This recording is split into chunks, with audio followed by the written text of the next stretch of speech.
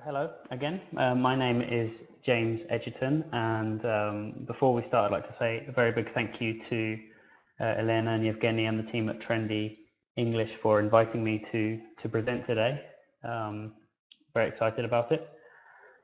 So we are going to be talking about psychology in teaching. Now, I'm not a psychologist myself. I am an English teacher, assistant director of studies currently in Riga in Latvia. So everything that I am going to talk about, I've read and I've researched myself as a fan of psychology, but my main profession is as an English teacher. So I've tried to adapt everything that I've learned into the classroom. So what is psychology?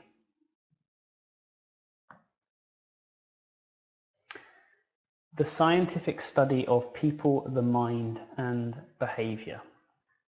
Okay, so why am I going to be talking about this today? Why do I think it's important to have an awareness of psychology when we're teaching?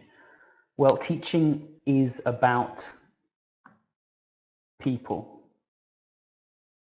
A classroom is a group of people first. And in order to teach someone something, we need to understand how they're thinking, how they're feeling, how they're motivated. So psychology is a hugely important aspect in somebody's education. Obviously, the mind is where things get stored. We remember or forget language. So understanding the mind, psychology is about neuroscience as well. It's not just about things that we can't measure. It is a physical science as well. And behaviour, of course, is huge, very, very important when we're talking about learning. Again, it comes back to motivation, it comes back to how you react to the people around you in the room. So all of these things are integral to teaching and to learning. So I'd like to plug a book. I don't make any profits off this book, but it's an excellent book that gave many of the ideas that I'm going to talk to you about today. And this talk is going to look at 6 different areas of psychology that came from a course that I wrote and gave to my fellow English teachers at IH Riga in February and March of this year. So we won't have time to go into huge amounts of detail on any one of the 6 areas that we'll talk about, but I hope that they spark your interest, lead to further research, and lead to you implementing some of the ideas that we'll talk about during the webinar.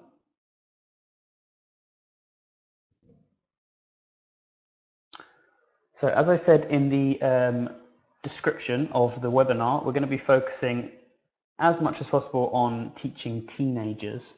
A lot of the things that we'll discuss will be applicable to younger learners and to adults. But when possible, I'll make specific reference to teenagers because, well, number one, they're quite difficult to teach in many cases because they're quite difficult to understand because they're going through a lot of changes themselves at this age. So psychologically, there's a lot of interesting developments going on, which is very, very particular for this age. So, as I said, when appropriate, I'll be referencing teenagers specifically, but a lot of these things are applicable across the age groups. Okay, so the first topic is the teenage brain. So, as I said, the teenage brain is a fascinating thing because it's changing so rapidly. So in order to be able to teach a teenager, we need to understand, well, as much as possible understand and at least empathize with what's going on inside their heads neurologically. Okay, we might not want to see what they're thinking all the time, but there are some general trends that help us to teach. By the way, if you have any questions, sorry, I didn't say this before. If you have any questions, you can write them in the chat box.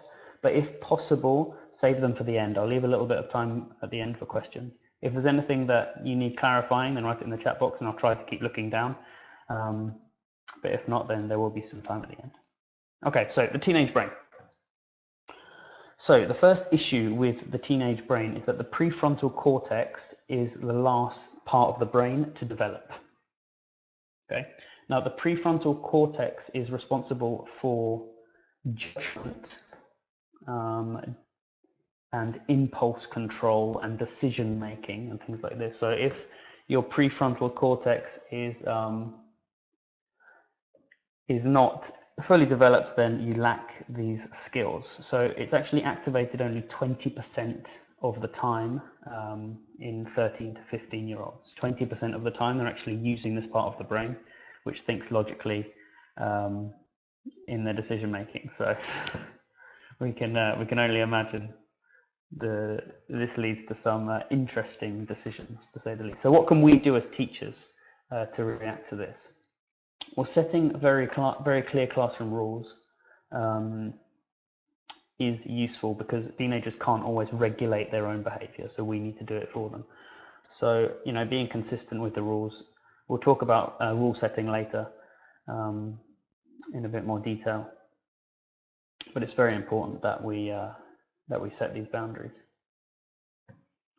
And then helping them organise themselves. So this is a table that a colleague showed me at an International House conference a few months ago, and this is how she organises her teenagers' work. So everything that they do goes into one of 4 boxes. It's urgent and important, so they need to do it now. It's important, but it's not urgent. Okay, you can decide when to do it. It's urgent, but it's not important, so you can delegate it or leave it for later. And it's not important and it's not urgent, so just forget about it. So helping them to compartmentalize what they need to do and to give things more priority over other things will help them massively, and it's actually very useful for us adults and teachers as well that have a lot of things to do. We just need to decide which things are more important and only do the things that we can do first. But yeah, particularly problematic for teenagers whose decision-making frontal cortex is not yet fully grown. Okay, the second issue that the teenage brain gives us is anger management. Has anybody suffered from an angry teenager in class or at home?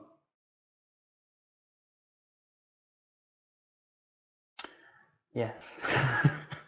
Yes, they're often furious sometimes.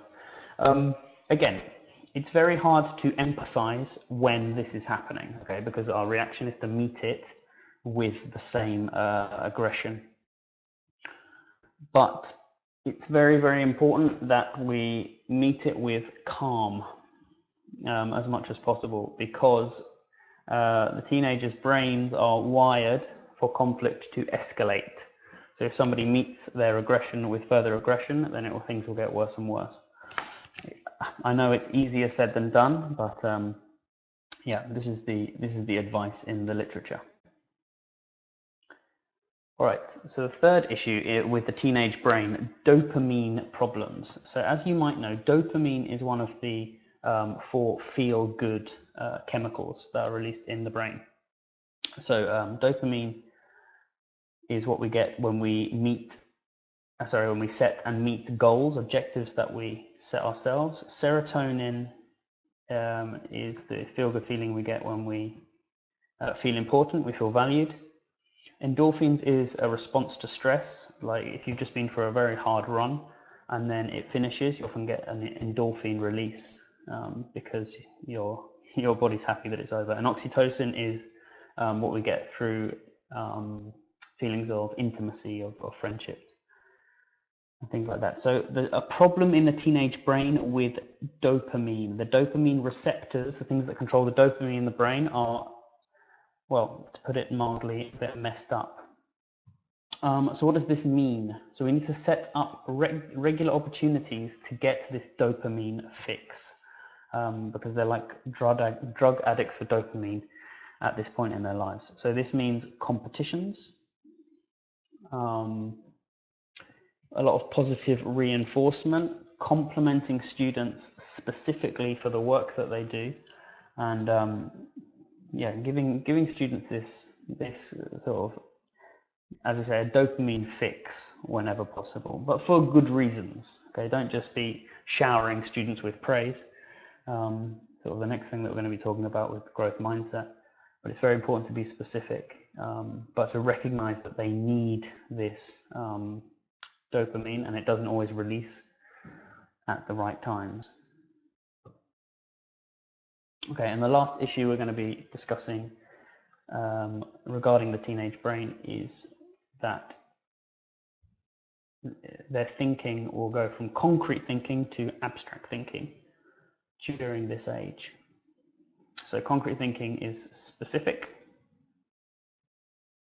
abstract thinking is relative. So what does that mean in practice? This is quite a nice little image to show that.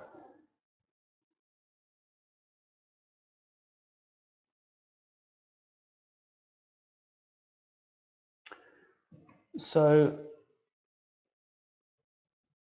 this means that we have to be wary of giving different levels of, should we say, explanation in class. Some students will still only be able to think concretely at 15 years old. So an apple is an apple is an apple. And other students will be able to think more abstractly. So we need to sort of give two layers of explanation to engage both levels of processing. So some of these things we can't do much about. This is what's happening in the brain at this time, between 13, and about 18. So there's not much we can do about it, but be aware and adapt our teaching to what is happening in there as much as possible.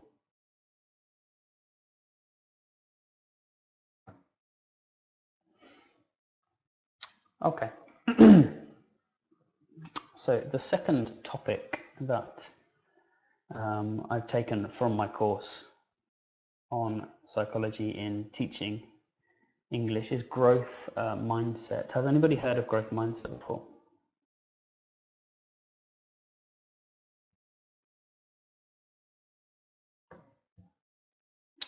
Yes, no. Okay. So growth mindset it's basically a set of beliefs about learning, which then affect how much we can learn and affect our attitudes towards our achievement and our learning and our education. So a growth mindset, according to Mercer, is the foundation on which all other positive learning behaviors are built. So we're going to see why. If you have a growth mindset, you believe that you can learn, okay? So you believe that you can learn, and so you act in ways which make that more likely. It's a self-fulfilling prophecy. So we're going to look at some details of that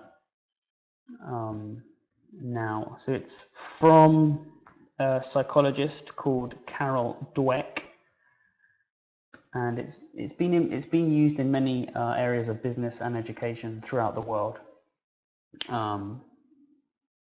And it is a very, very powerful thing. I use it myself. I try to keep as growth mindset as possible, especially with challenges that I face. So I'll explain a bit more. So growth mindset is all about your basic beliefs on intelligence. So let's just have a look at number one. I believe intelligence, A, is a characteristic that we're born with and we can't do much to change, or B, is something that can be changed no matter who you are. So if you just type in the chat box your reaction to question one, just A or B.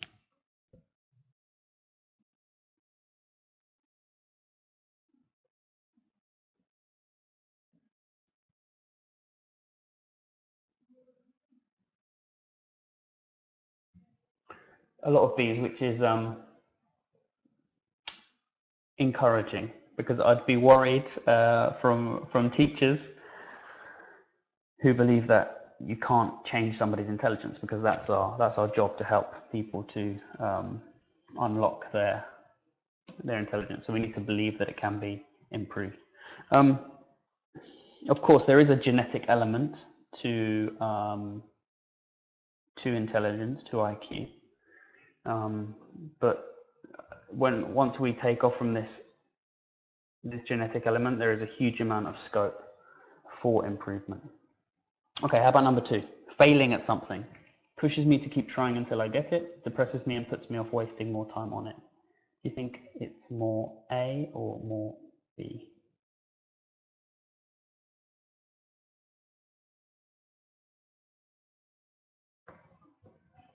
Excuse me.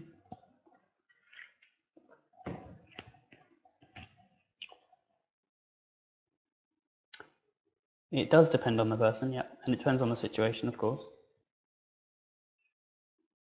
It depends. Which one generally would help us if we are moving towards a valued goal?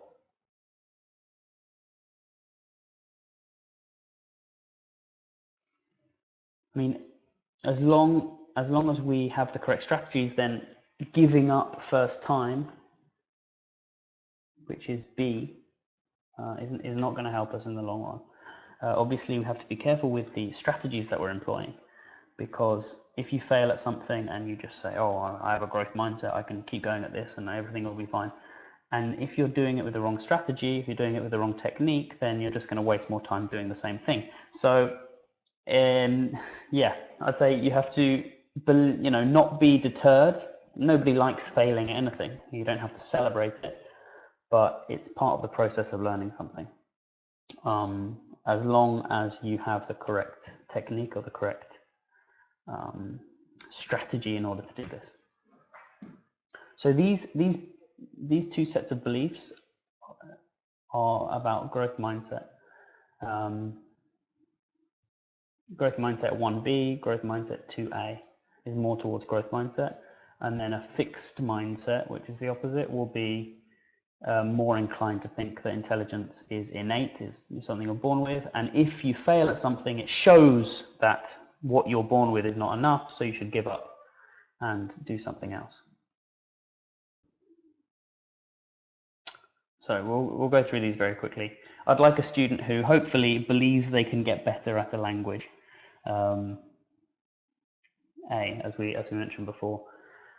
We'd probably like a student who responds positively to feedback, right? If you say, okay, you don't say it fluor, it's pronounced flower. Or, it could be pronunciation, could be grammar, could be vocabulary, but it's very difficult to improve if you have a strong negative sensation towards feedback. And 3, I'm sure we'd all love a student to challenge themselves to improve. Okay, that's self-motivated.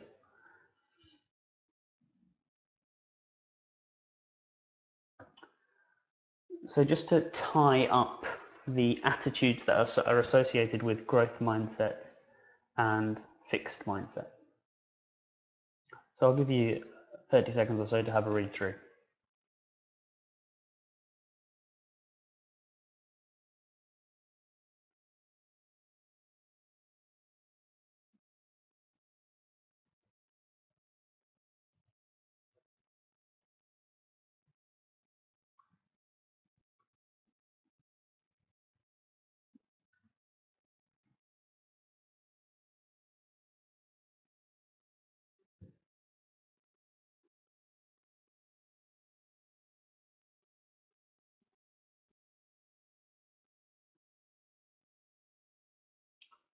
Okay. So generally speaking, a student with a growth mindset will improve much faster and with much greater, will develop faster and much greater than a student with a fixed mindset, who's likely to give up and who won't listen to feedback, is scared to make mistakes, so they don't even put their hand up in class and answer because they're scared to make the mistake, because making a mistake will show everybody that you're not born with the right intelligence, which is another fixed mindset belief.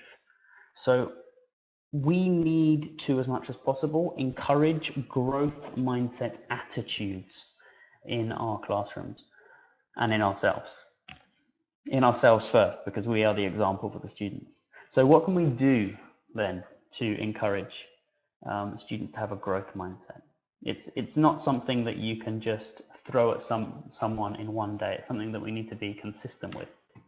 So the first thing we can do is be careful with the ways that we give feedback to students.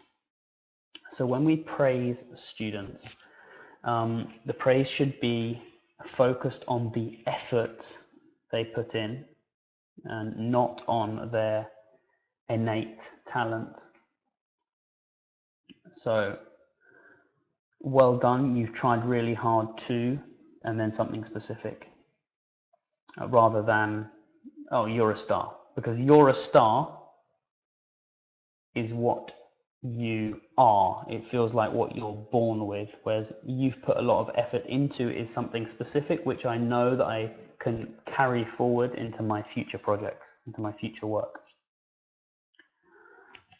And the praise should look at the process. As I said before, it should be about specific aspects of the work or of the activity that you're happy with and that you'd like the student to continue. And Carol Dweck, who invented the growth mindset, talks about using yet with negative feedback. So there's a huge difference between you don't understand the present continuous and you don't understand the present continuous yet. Because yet gives the student, gives the person an idea that it's possible in the future. It gives them a path to succeed in the future. And I think you should always find something to comment on that you say to the student, you've done this, very good, very well, but you haven't done this yet, because there's always something to improve on. But using the word yet is a very powerful thing. It's only 3 letters, but it's a very powerful thing. And again, this must be repeated again and again. We can't just use this once and then forget about it for 6 months. So it's how we give feedback, especially to the younger students, that conditions them to think in a certain way about their own intelligence and about how they can improve it. So have a read of this text and decide which one is the more appropriate feedback using the growth mindset principles.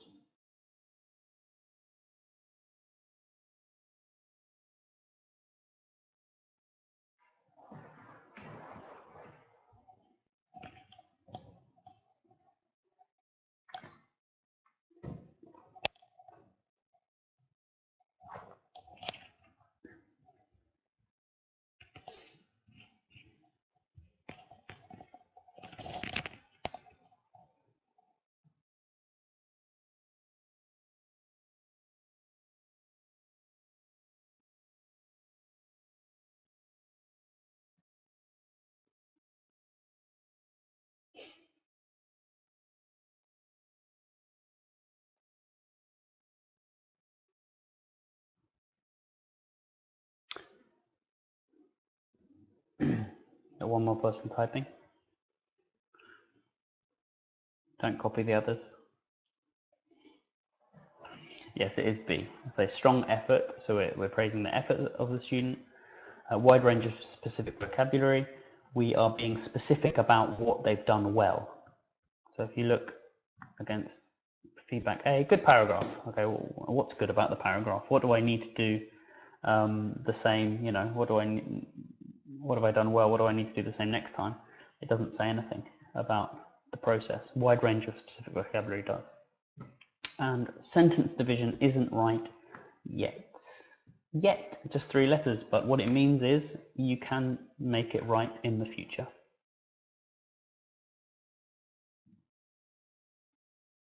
Okay, so that was feedback. It's also very important that students are aware of growth mindset, of mindset theory, of how the brain works, because it's hugely motivating for them to know. For example, this picture is an image of neurons in the brain, and there's some excellent videos online from the Khan Academy, short videos, 5 or 6 minutes, but they show how as we learn more and more, the neurons will literally grow and make more connections between them, so that your brain is actually a muscle which is growing and developing as your knowledge increases. So showing students things like this is incredibly powerful, because they see that the more they study and the harder they work, the more their neurons, literally their brain, it won't grow out, but the neurons inside the brain are growing, making these connections, and they're increasing their knowledge in this way. And I've also produced a growth mindset lesson plan on my blog. I'll leave the links for it in the chat box at the end. But I don't know if anybody is a member of IATF, or it was in the IATF magazine Voices in the March and April edition.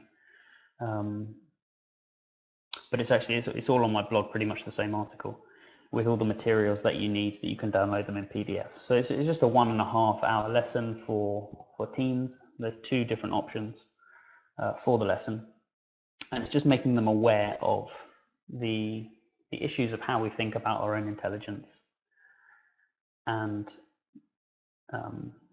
make them aware of growth mindset and fixed mindset as a concept. But it is not a magic wand. Like anything useful, it can be misused, and it can be made into a synonym of good and bad. And of course, nothing is that simple. So you also need to educate your students that growth mindset is a very powerful thing when used properly. But when we, as I said before, when we are carrying out the incorrect strategy, then growth mindset is not useful, because the problem is not my attitude towards my learning. The problem is the strategy, is the technique that I'm using. So it would be useless for a student with the wrong strategy, the wrong learning strategy, to be repeating to themselves, "Oh, growth mindset, never give up. I make a mistake and I try again." It would be useless in this situation if their strategy is wrong, if their technique is wrong, because they'll just be repeating the same error again and again. So you need to be very careful that it's not just simplified into growth mindset good, fixed mindset bad, because there are situations when a growth mindset won't help us as much. So have a look at these 2 situations. In which one of these is having a growth mindset helpful?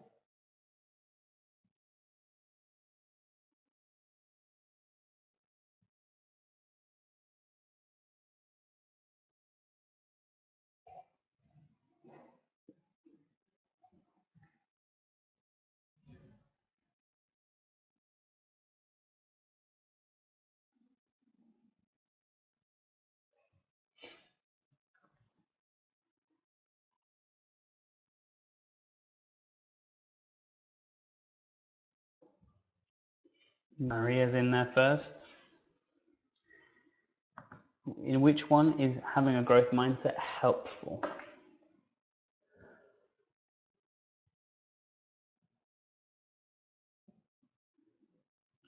It's actually A. Growth mindset's helpful when it's about a belief about the learning. The problem with B is that Vlad has the wrong method, has the wrong technique. And because he's repeating to himself growth mindset, he's repeating the same method.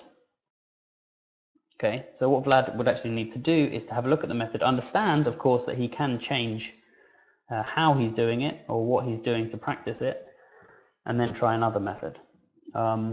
Linda in A it's about her beliefs about her own learning. Oh, I'm rubbish at writing. Okay, so this is like a fixed mindset attitude. I'm rubbish at writing. Whereas we'd like to help Linda to realize that you're not rubbish at writing through birth.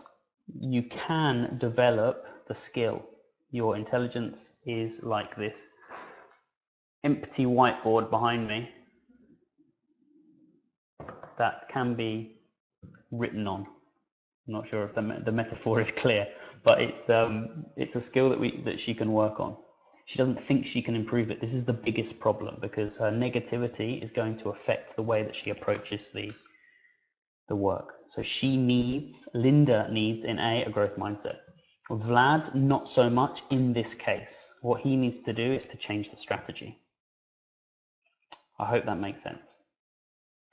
Again, this is the sort of thing, as I said at the beginning, where it does deserve a lot more reading and research. So I hope that you have a look at my blog. I've actually got a section on mindset. So I hope that you have a greater look into it and agree that it's a very powerful tool that we can use in education. So just to summarize this section, growth mindset is very important. So you need to believe that you can improve. You shouldn't be deterred by failing, but you should almost understand that failing at something is part of the process of getting better. As long as you fail and then you learn from your mistakes and then you change what you're doing and improve what you're doing. Growth mindset tells us that intelligence can be developed. Okay, so of course I'm going to spend some extra time studying because I believe that will help me to improve. But this is very important.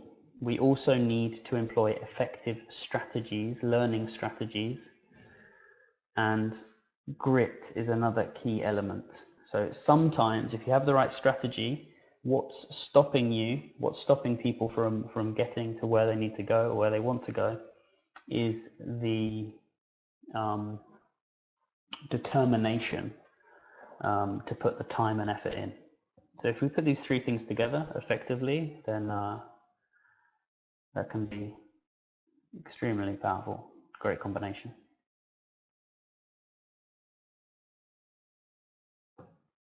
Okay, so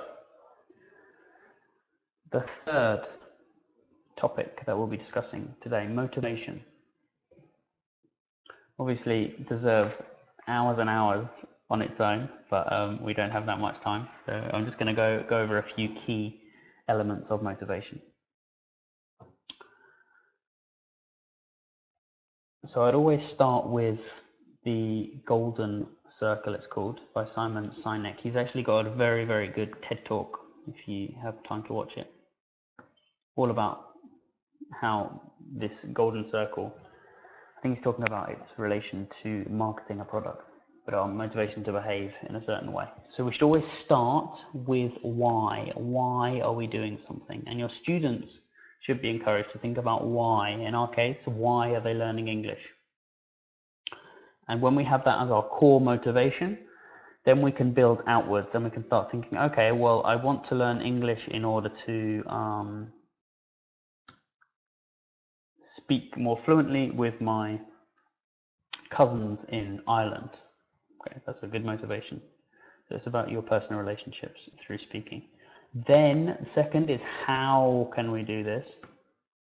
So, are we doing it through lessons? Are we doing it through grammar activities? Are we doing it through writing, in some way?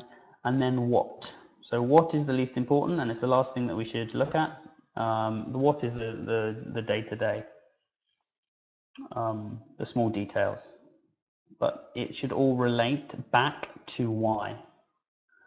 So the motivation, the central motivation is, why are you doing something? If you have a good why, there is a phrase, if you have a strong why, then you can put up with any how, something like that. So that's key to motivation. So encouraging students to think about why they're studying English. There are hundreds of excellent reasons to study English, and really focus on that why will help them when they're looking at the details of the day-to-day difficulties of studying a language. Okay, so motivation. So we can talk about intrinsic motivation, which is also known as push factors. So things that you decide for yourself to make you do something, for your own reasons, and nothing to do with outside influences. And extrinsic motivations, pull factors. So things that other people are going to give you or you're going to get because of what you've achieved. So there are some examples there in the image: pride, interest, achievement, curiosity. These are intrinsic factors, push factors. And then grades, punishment, praise, money, extrinsic factors. Okay, so we usually need a mixture of intrinsic and extrinsic motivations in order to do something. How can we get these? How can we focus on these in the classroom? How can students focus on these? Goals. Better have a valued goal or you can't get any positive motivation. How are you going to hit something if you don't know what it is? Okay, and this all comes back to the idea of dopamine. Okay, do you remember dopamine was the chemical that's released when we set a goal and meet a goal? And we need to make sure that students get their regular fix of dopamine. Teenage students especially get their regular fix of dopamine. They can't get this if they don't set up any goals for themselves. They can't meet goals if they don't set goals. So goals can be set effectively using the SMART acronym.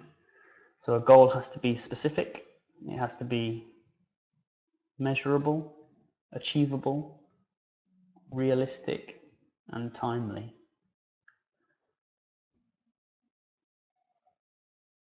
Okay, there's another lesson plan on my blog to do with SMART goal setting for students, especially useful at the start of term or at the beginning of a year, academic year or calendar year. But get students to think about what is the next step in their learning of English, and what are they going to do to get there. So these big objectives need to be broken down into shorter term goals and then micro habits. What are they going to do every single day to work towards that goal step by step? So using these 5 features is very, very useful.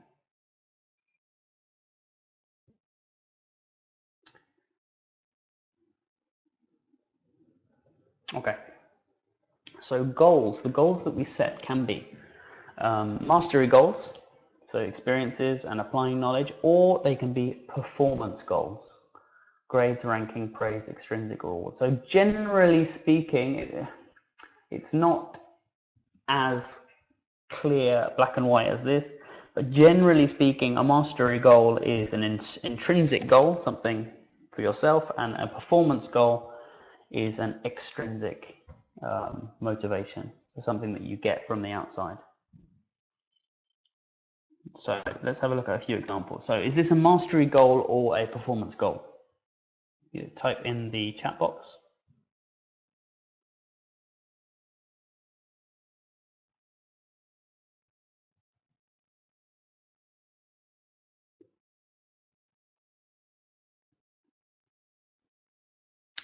Thank you, Maria. Yes, it is a mastery goal.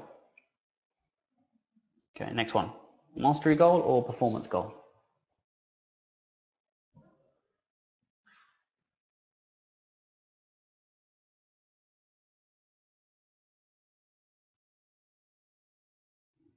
Well done, Tatiana and Maria again. Yes, it's a performance goal. It's a goal whose effect is coming from outside. It doesn't depend on me. It depends on how my friend Vlad does in the exam. If Vlad does terribly and I beat him, it's not a great goal to have, because it's not too difficult in that case. Okay, 2 more. Mastery goal or performance goal?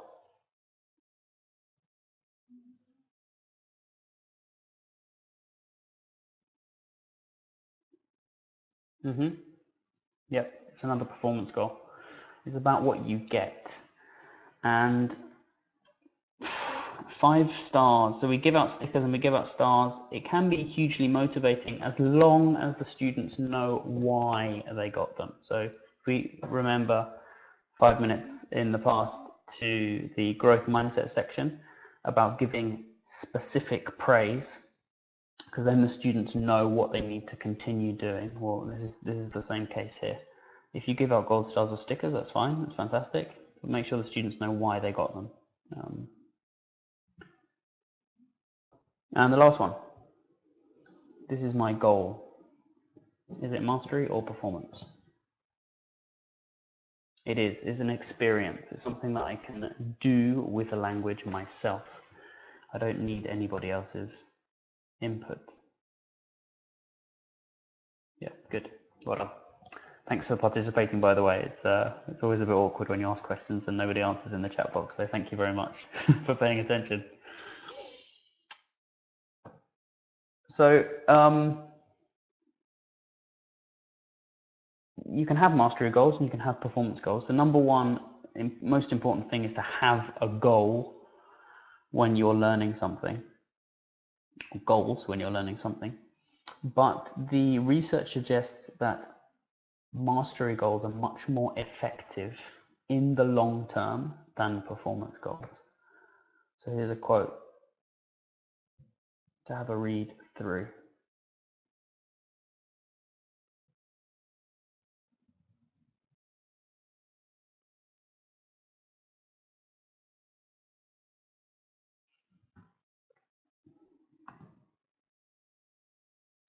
So what does that mean? That means that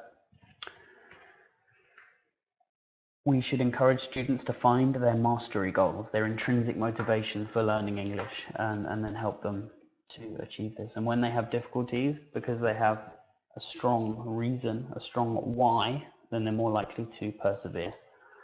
If all of their goals are about other people, what they get from other people, or beating other people, then the research suggests that they're going to give up a lot easier.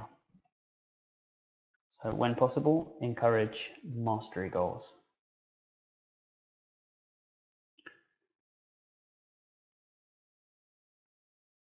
Okay, so that's all for motivation. Yeah, I mean, motivation and goal setting sort of go hand in hand. It's very, very important to have goals in order to be motivated.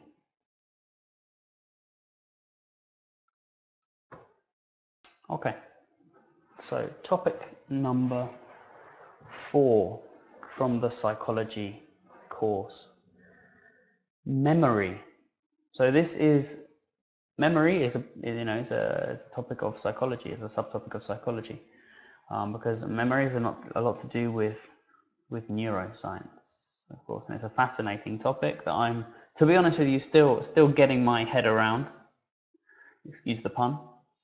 But there's some very, very interesting articles and research out there that can help us with helping students to remember things in English. So remembering vocabulary, remembering chunks of language, and also understanding why people forget things. So, has anybody seen this film? Is anybody familiar with this film?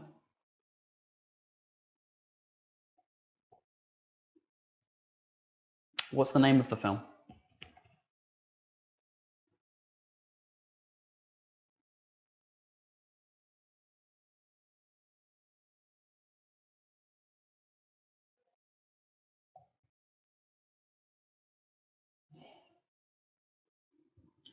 The name of the film is it's called Inside Out.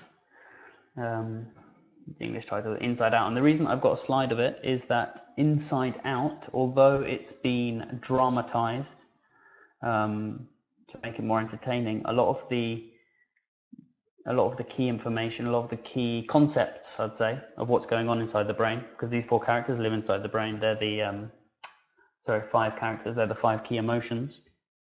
And what's going on inside there is more or less based on good science. So there's a lot to do with memories and how we have a short-term memory, and then these get fed down into long-term memories. And these are the 5 emotions: anger, fear, joy. No, it's anger, fear. Yeah, anger, fear, joy. Oops, didn't mean to graffiti there. Disgust and sadness. So these are the 5 key emotions. So if you get a chance to watch that, it's actually a very good introduction to how memories work and how emotions interact as well. It's a very, very good film. So this is how things work. We get a sensory input, then this goes to our sensory memory, and then some of this will go into a short-term memory, and this can be enhanced by rehearsal, by repeating it back. And some short-term memory will go into long-term memory, and then long-term memory also feeds into our short-term memory. Okay, so these two, short-term memory and long-term memory, sort of interact constantly. So if I ask you a question like, what was the color of the book that I talked about at the beginning of the webinar? Does anybody remember?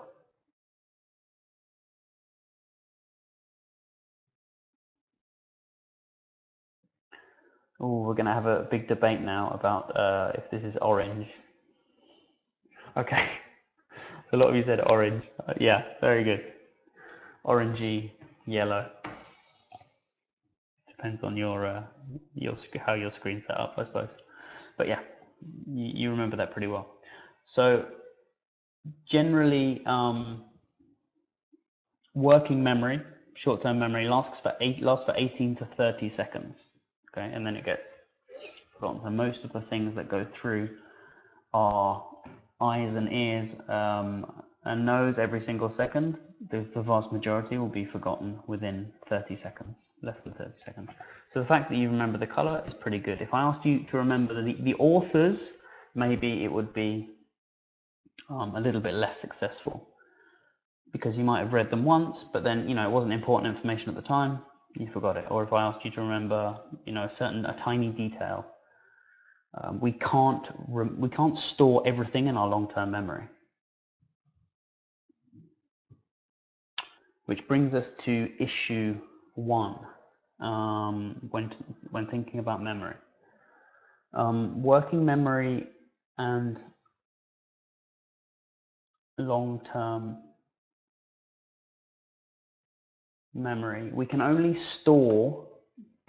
process 10 new vocabulary items per lesson. So there's been lots of different studies, but it's always less than 10 that we can process at one time that can be then stored into the long-term memory. So there's no point giving students lists and lists of new vocabulary, pages and pages of new vocabulary, because neurologically it's not possible to process and store so much information at one time. It's overwhelming, and you're actually less likely to remember.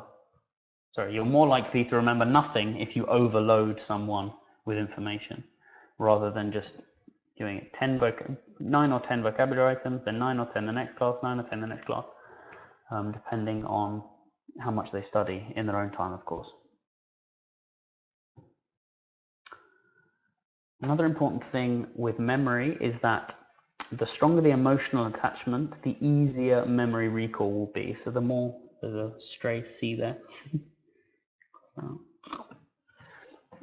If we create memories with emotional attachment, with emotions, then it's more likely to be stored into the long-term memory, and it's easier to recall, to get this out of the long-term memory and into the working memory, and then use this information.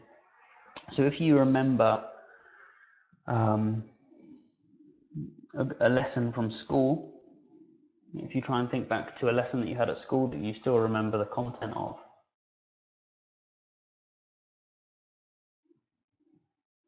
we don't have time to discuss everyone's memories now, but it's most likely that it's something that had a strong emotional attachment, okay, because our memories embed more deeply into our brain when there's an emotional attachment, when something's enjoyable, something's fun. So in class, we should be trying to make things as memorable as possible by attaching emotions to them. So things like competitions, using the language, using target language, are vitally important because they create an engagement, an enjoyment that means that students are more likely to remember something. If you give a student a whole page of paper with vocabulary and say, okay, learn these. First, it's too many items, which we saw just now, and second, there's no emotion attached to it. So it's going to be easily forgotten in the long term, which is not what we want. Okay, another key thing is repetition. Okay, repetition doesn't just mean repeating the word chair, chair, chair, chair, like zombies. Repetition, so using the vocabulary and the grammar in different ways, but recycling it again and again and again. So the research says, if you can read that quote down there, in order to have a high probability of learning a word, you need to encounter it 15 to 20 times. That's from the Harvard Graduate School of Education. 15 or 20 times, okay? So don't be frustrated when a student can't remember a word after the first time that they saw it. Some people are have certain conditions with photographic memory and things, where it only takes once, like in Suits. If anyone's seen Suits with Mike Ross, he just reads a document and he remembers every single word. But the vast majority of our learners will need it. The vocabulary happens to be recycled again and again and again. So this means that we see things, we revise regularly during courses, and it also means that we set up routines, especially for younger learners, especially for teens. Setting up routines with language, with a language element, like when they come into the classroom, they have to say a certain thing. When they leave the classroom, they have to say a certain thing. Because these are repeated so many times, these are the things that students will remember first.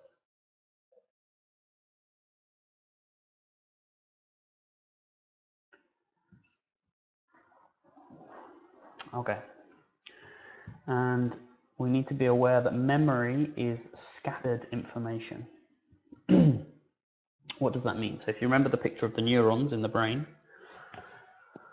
it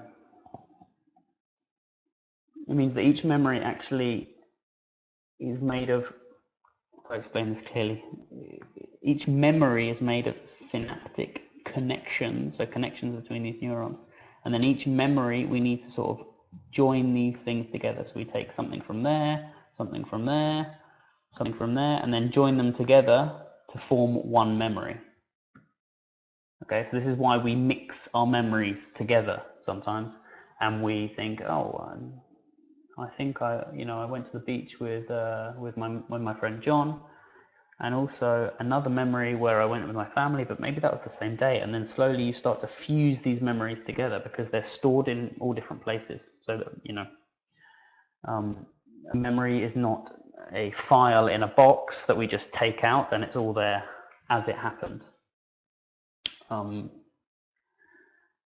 This is, of course, this is an incredibly complex thing that I'm trying to explain, but basically they're stored in different places. A single memory is stored in different places, and then we have to pull it all together when we're retrieving it, and then we want to use it. So what does this mean? This means that we should try to learn in chunks, as we know, learn chunks of language in one go, because the memory is more likely to be stored in one place rather than having to put things back together again later on. And also learning in semantic chunks, so topics, vocabulary topics, all together as much as possible. All right, a couple of memory techniques to finish this section with. So the first one is the keyword technique. Now this is fascinating. This is used by memory world champions. So in memory world championships, you have to memorize a list of numbers. And I was listening to a podcast, and the world memory world champion uses this technique. So he pictures. Well, it's all about picturing, making an image with the words, or in his case, with the numbers. So he might, for example, in his head, be walking down the street, and he passes the number 11 jumping down the road. And then he walks into number 4, the house number 4, because it's his grandmother's house, and he sees number 2 and number 7 fighting in the kitchen, okay? And he goes on and on and on, and he makes this most fantastic story with images in his mind. And then he can remember everything from start to finish. So this is another example, not with numbers, but with an English word. The word transient. So you can't remember this word transient. You think, okay, it sounds like train sees ant. Train sees ant. So you have this picture in your mind of the train seeing the ant. And transient means short-lived. And of course, this is an excellent description of short-lived of transient, because the train is about to hit the ant. So it's most useful if the image and the meaning can go hand in hand. Okay, the image and the meaning go hand in hand. But as I said before, if you can take a semantic, a topic of words and create images using the spelling or using the phonetics of the word, then it's a very powerful way to remember. So this is from 1975. It's not from the future, it's from the past.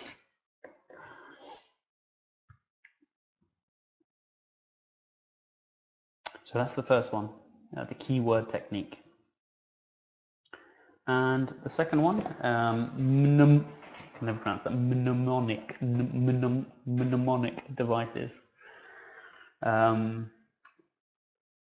So taking the first letters of the word, if the first letters of the word form a word which is pronounced as one, it's an acronym.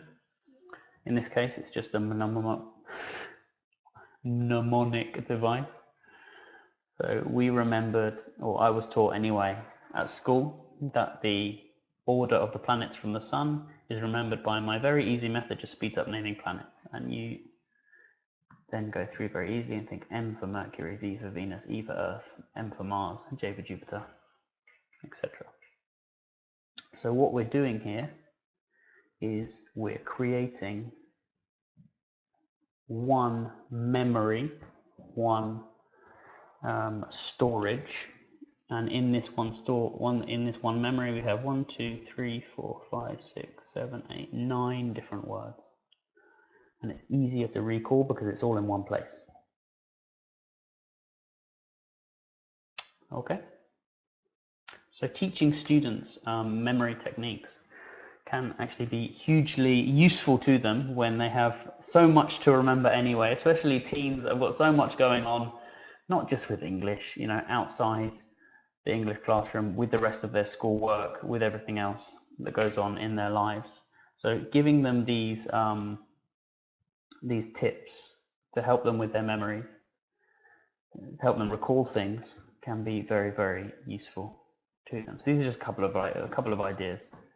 There are more out there, but yeah, teaching these things explicitly, and especially showing them how memories are stored and why these techniques are useful, can be very, very useful for them and help them to remember more English, which is a lot of the struggle that we go through on a daily basis. I forgot the word. All right. So, topic number 5. Do 2 more and then we'll have some time for questions. So I hope you have some questions in your head or written down, ready to go.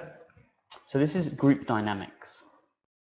Now this is something that I hadn't really considered before I read the book that I mentioned at the beginning. I hadn't really considered it as an important factor, but it's a very, very is a very, very important factor in a classroom of any more than one person, because how the group interacts and the atmosphere that's created in this team of people can be a huge motivating factor and be an excellent support network for people to make the most out of the learning experience. So if you think back to a team, it could be at work, it could be a sports team, it could be at school. If you think back to a team that worked really, really well together, and you remember the feelings you had towards the other people, the fact that it was easier to learn from other people and to help other people when they needed some help, your motivation to go back and take part in that team again and again is so much greater. And if you think maybe you've had a bad experience with a team, and you're just not invested in the team, you don't have a common purpose, you don't have a goal, when you go there and spend time with them, you don't really make most of the time. And if we see a classroom like this, if we see the classroom fundamentally, the class as a group of people, if we can harness this energy that's created by forming a group, it will improve motivation in the group and also make our job much easier as teachers, because students will go there, they'll be ready to learn, they'll be open to new ideas, they'll be communicating a lot better. So group dynamics is vital. Positive group dynamics, and attitudes change as a result. So a lot of what we're talking about with group dynamics relate to the three leadership styles from Lewin. So the first one's autocratic. You have to tell people what to do sometimes. There's no discussion. Laissez-faire is, here's your task, do what you want. Okay, these are the two extremes. And then in the middle we have democratic, which is more like a negotiation, and the students have an input into the class. So there are moments for each of these at different times of the course. So group dynamics. This is what we'll be basing this section on, Tuckman's stages of group development. So Tuckman said that there are 4 stages for a group. A group comes together, forming. 50% of the time it's followed by a storming phase where there are disagreements, people aren't sure about their roles in the group. Only 50% of the time, according to his research. Then we get a norming phase, so we might go from forming to norming. It's possible to go straight across. Norming, where people are sort of getting more comfortable with each other, sharing ideas. And then performing is the optimal stage of group development, where people are open to ideas, they help each other out, and they can really take control of their own learning. So for each of these stages, Tuckman said that there's an optimal leadership style for this. Okay, so we're going to go through these quite rapidly. So in the forming stage, so when the group first comes together, it's best for the teacher to be more authoritarian. Okay, so of the 3 leadership styles, more authoritarian. So you need to give a sense of direction. We can all remember a time when we've walked into a new group and the leader of the group needs to set a direction, because nobody knows anybody else, nobody knows what their role is within the group. So you can't have a teacher that sits there at the front and says, okay guys, so what do you want to do today in the first lesson? Because nobody is going to dare to speak, I would say. So the teacher just needs to show that they're in control for the first few classes. So that means setting the activities, things like icebreakers, things like sharing information. So students share information and students agree on the rules of the class. But all of this must be instigated, must be organized from the teacher downwards. It's also a great time to set goals as a group. So setting goals as a group means that the individual is then accountable to the group. So if any of you have read Freakonomics, you'll remember that a social incentive is the most powerful reason to do something. It's more powerful than an economic incentive, and it's more powerful than, what was the other one?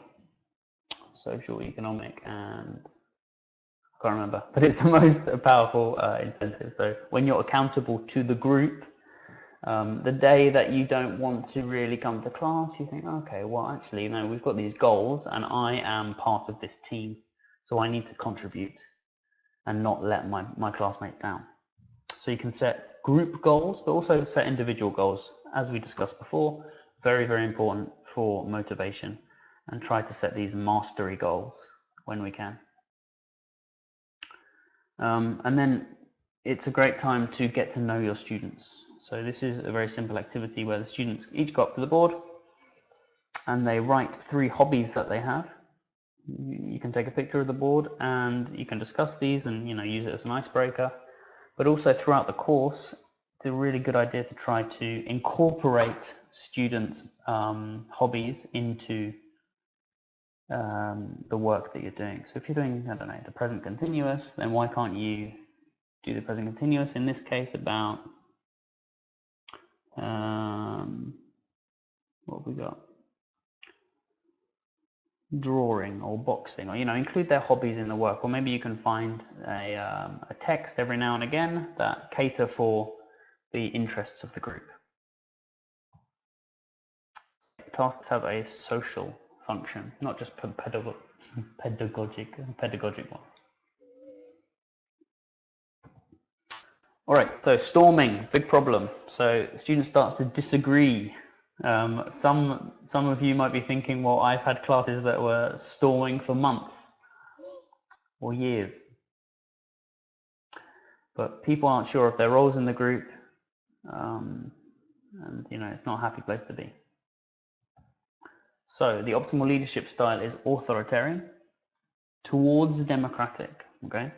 So you have to convince the students of the importance of the task, and the students have to be more aware of the value of their learning process. So again, don't engage in conflict. Like we saw with the teenage brain, engaging in conflict with an angry teenager will go downhill fast. Be careful to label the behaviour, not the person, okay? Label the behaviour, not the person. The behaviour can be changed, but if you start telling a person, you are this, you know, their personality, what they're born with, that can't be changed so easily.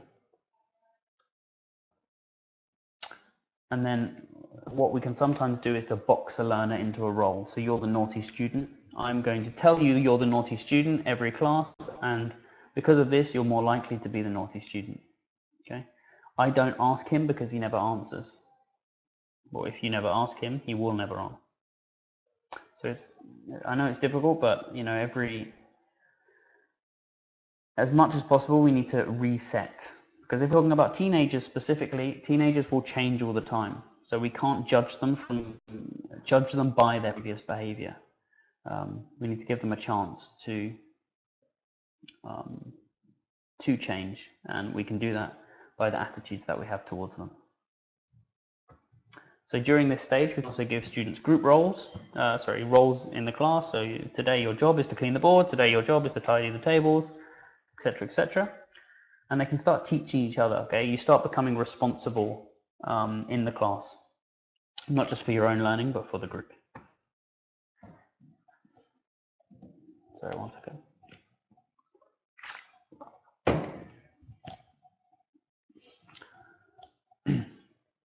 So the third stage is norming. So this is when the group sort of, you know, getting towards its better stages. And the optimal leadership style is democratic. Okay, so this is when you can start to use the students' input and to negotiate with them. How do you want to do this activity? Okay, I'll be honest with you. We have to look at the future perfect today, but we can do this, this, and this. Or have you got any other ideas? Okay, the important thing is that they're using the language. And it's not giving away your power as a teacher to let students decide on how they want to do it. It's actually showing that you're very much in control and that the group is responsible enough to take this on. And so it develops a sort of mutual respect between student and teacher, students and teacher. So this is by cooperative activities. Cooperative activities are things that can be done individually, but then put together into a group, into a piece of group work, like these posters that my students each made individually, get up and blah, blah, blah, about one of their favorite hobbies, and then they were put together into a class display. And performing, this is the objective for every group. When everybody has a role in the group, everybody's motivated, hardworking, sharing, helping others, accepting help from others, and everybody's working at their optimal level to improve as fast as possible.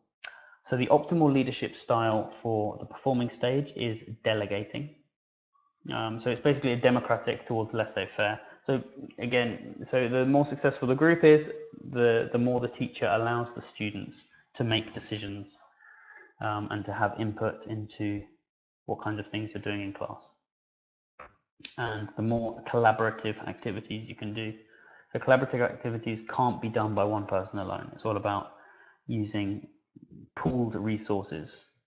Like this one, we made, it was a project-based task, and there was different stages to making this island, making its own rules, you know, making the flag. They did elections to this island, and this one was particularly funny because a lot of my students are Russian speaking, and they pronounced it Loch Island, and they told me why later on. They thought that was hilarious. Okay, and the final stage, which wasn't in Tuckman's original plan, was adjourning. Is adjourning. So this is how a class finishes. Do any of you still have lessons this term, or are you finished for the summer? If you still have a few lessons left this term, then this can be very, very useful for you. If you're finished for the summer, then you have to wait until next year. But please do remember this for the next time. You have a lesson today, later on today, Maria? Oh wow, okay, fantastic. So it's just in time for you. Okay, so the way that we finish a course is extremely important. A negative ending, as it says in the text, a negative ending could have detrimental effects on future L2 learning experiences. Okay, so even if a class has been a problem, we need to try and finish on a high. And this is because of the peak end rule. So how we remember a whole experience is often dictated by the way that it finishes. Okay, so we can remember a film that we enjoyed 2 hours of it, and the 2 hours of it and the last 5 minutes was terrible. We remember the whole film negatively. And this is the same for a language course as well. No matter what happened beforehand, the way that something finishes will dictate how we remember it. Okay, so that means that when we come back in September or October or whenever, we'll come back with a negative attitude or a positive attitude depending on how it finished. Okay, and obviously we want to start the next term or the next time we see the students with a positive attitude and a positive atmosphere in the class. So we need to finish the previous as positively as possible. And this is true also for lessons, individual lessons. Even if you've had a terrible lesson, smiling and saying, thank you, have a good evening, you know, hopefully it will make a difference the next time, but especially at the end of term when you have months before the next lesson. So you can do several things. You can have a little party, celebrate specific moments. You can have, you know, awards, certificates for specific things that the students have done. But yeah, have a good time. Have a good time, but you can use as much language as possible as well. And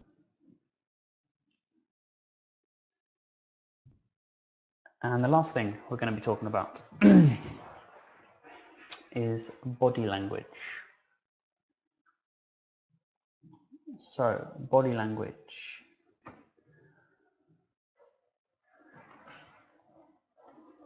So I'd like you to write in the text box in a moment. Elements of personal communication, there are 3 elements, main elements. Spoken words, voice, and the tone of your voice, and body language. So the spoken words and tone can be very different. If I say,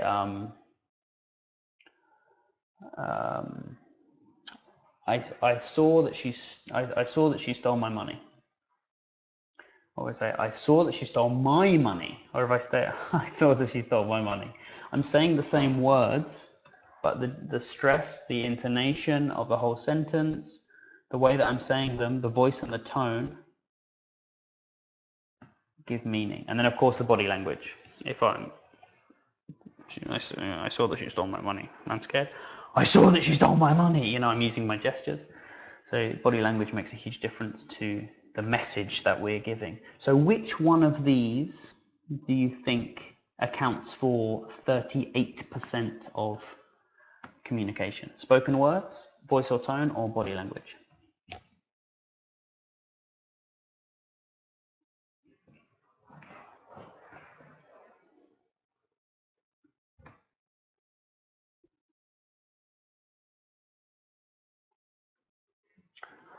Body language, it's close. It's close. Body language actually accounts for 55% of personal communication. So more than half. I'm not sure how this is calculated by the researchers, but they've come to the conclusion that more than half of the message that we convey is done by our body language, which is fascinating and shows how important it is when we're communicating with our students, which is our job, to communicate with them and to encourage them to communicate with us and with each other. So being aware of our body language is very, very important. So it really is true that first impressions are valuable. So we have about 5 minutes. This is a concept called thin slicing, okay? And you can decide on a person in the first 5 minutes of meeting them, and a lot of that is to do with their body language. And then the halo effect is, graffiti. The halo effect is the idea to do with body language again, that if we see someone with positive body language, we assume that they have other positive attributes to go with that. So we make assumptions subconsciously about their character. We make assumptions about their competency. So as a teacher, if your body language is very, very closed and negative, your students subconsciously will think that you probably don't know what you're talking about, you're not a person they can trust, and etc., etc. That's called the horn effect, so the negative side of that. On the other side, if students walk into the room for the first time and you smile at them and say hello, and use other positive body language cues, then they're more likely to be comfortable in the class, they're more likely to trust what you're saying, to believe that you are an effective professional, which I'm sure you all are, but we need students to believe it, and we need to believe it ourselves. So actually our body language also gives signals to our own brains about how confident we're feeling. It's not always vice versa. So you can actually trick your mind, just trick your emotions into feeling something by changing your body language. So doing things like power poses if you're short of confidence. So we haven't got much time left, but just to give you a few pointers on what is positive and negative body language. This can be so misleading. Sorry, I missed. What is the this? If you just write, what is the this?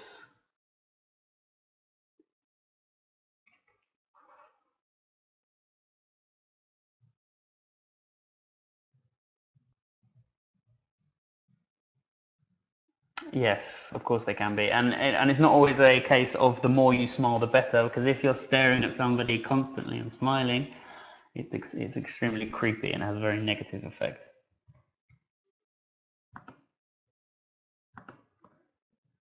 So positive body language, and we'll leave a few minutes for questions at the end. So of course, it's what you don't say that counts. So let's have a look through these. So closing your legs, we'll start from the bottom. Facing your feet away from someone. I wish I could show you more clearly, but because we just have this webinar screen, it's a bit difficult to set up and still speak to you at the same time. You know, pointing your feet away from someone as you're speaking to them is a very negative sign, and it shows subconsciously that you want to escape and you're getting ready to run away. Hands in the pockets is a big no-no. Crossing your arms, for many people subconsciously, we do it to protect our vital organs because we feel threatened. Okay, so opening, get the camera down a little bit, opening our bodies up a little bit and using, can't see anything, showing the palms of our hands, show that we've got nothing in them, we're not a threat, and that we are communicating openly with the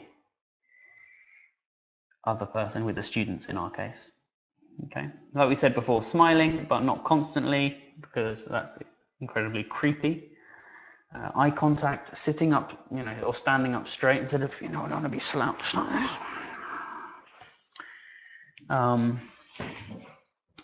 People are more likely to respond to us as teachers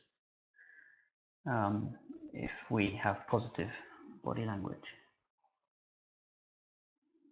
Things like eye contact, not constant, but intermittent eye contact. And yeah, this is a funny one. I don't think it's applicable. Don't wear sunglasses inside. I'm not sure anyone does. But there's many things that we can do with our body language. And also things that we can notice that students are doing with their body language. If they're working in pairs and small groups, we can see how comfortable they are. And you know, if they're not comfortable, to make judgments about who they're working with and maybe changing groups and things, depending on the cues that they give off with their body language. So it's about noticing our own body language, but also noticing others and helping. So body language, does it mean appearance or a perception of a person? So in this case, I'm focusing more on gestures and facial expressions and what we're doing with our body. Of course, you know, how we're dressed and things does have a role to play in how people perceive us, but it's yeah, it's not what we're looking at now, because every culture and every workplace will have its own sort of standards of dress code. And another thing to do with body language is communication is clearer when there's no objects between the two people communicating. So that means if you have a class and you're behind a table and you're behind a chair and the students are behind their chair, there's lots of objects, there's lots of barriers between you to clear communication. So if we can walk around, it depends on every single person's classroom is different. If we can walk around and even kneel down to a student's level and you know, get rid of as many objects as possible to communicate with them, then they're more likely to listen and the communication is better. And even when students are communicating, if they can do mingle activities where they stand up and actually talk to each other with nothing between them, then they're communicating more clearly. Thank you, Maria, for all your participation. Thank you for coming. Okay, so reducing the amount of stuff between people is also a very good way to clear the communication lines. So using again, it's showing that we're not threatened by the other person because we're not defending ourselves, subconsciously defending ourselves with an object like a table. Okay, so I think we have a few minutes left. Are there any questions?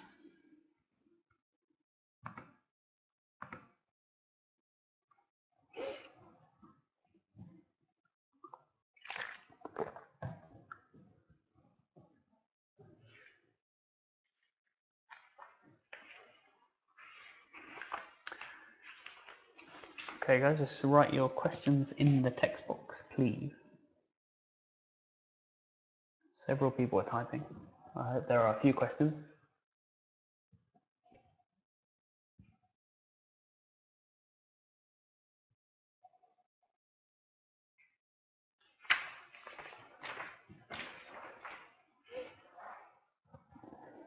So while you're thinking of questions, I'll leave the links to the blog posts that I talked about earlier down in the chat box.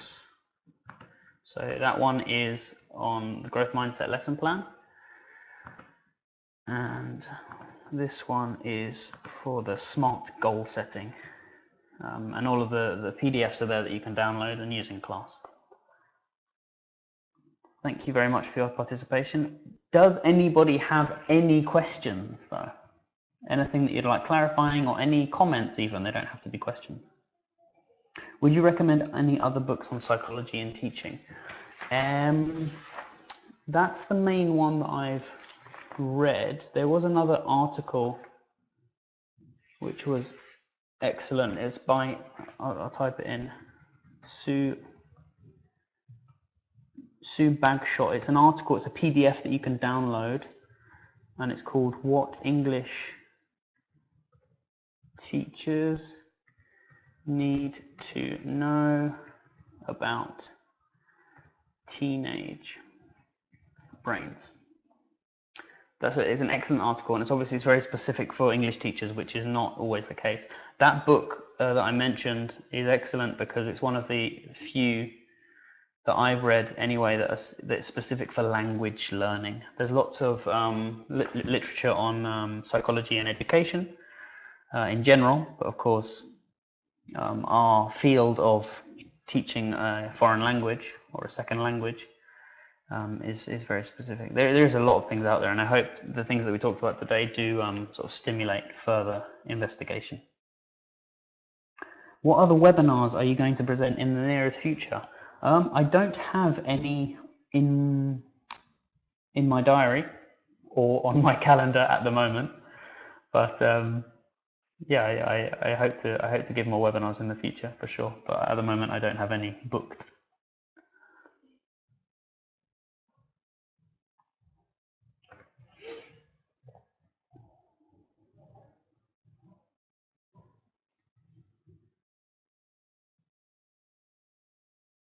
We can arrange some. Yes, I would always say I will always say yes to trendy English if they ask.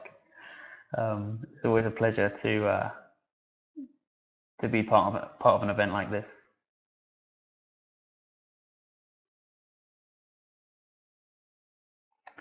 Okay, so if there are no further questions, I will just say thank you very much to everyone for coming, and have a good evening and have a good summer.